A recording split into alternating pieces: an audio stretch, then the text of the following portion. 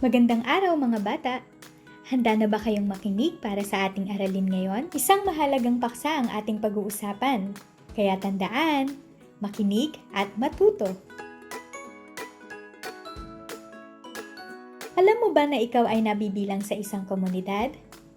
Ngunit ang ating katanungan ay ano nga ba ang komunidad? Ito ang paksa na ating pag-aaralan ngayon. Ano ang komunidad?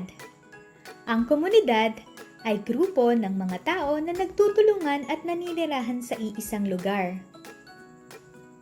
Ang komunidad ay binubuo ng paaralan, pamilihan, sambahan, pook-libangan, sentrong pangkalusugan, at mga panahanan. Sa aking mga nabanggit, ano-ano ang mga nakikita mo sa inyong komunidad papunta sa iyong paaralan? Ang komunidad ay matatagpuan sa iba't ibang lugar gaya ng kapatagan, kabundukan, lungsod, o industriyal.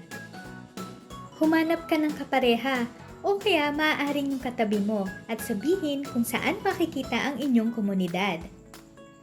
Ito ba ay nasa kapatagan? Kabundukan?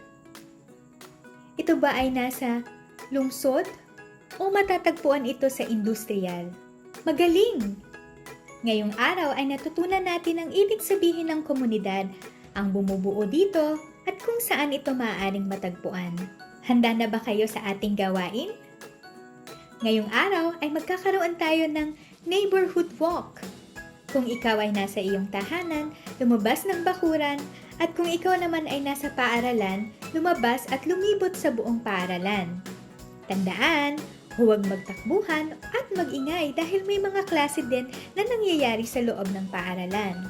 Ito ang mga kailangan mong dalhin. Ang recording sheet, maaaring magpatulong ka sa iyong magulang o guro para magkaroon ka ng kopya nito. Lapis at mga pangkulay. Ayon sa ating recording sheet, iguhit mo ang mga bagay na iyong nakikita, naririnig, at naaamoy. Ipasa sa iyong magulang o guro ang natapos na gawain.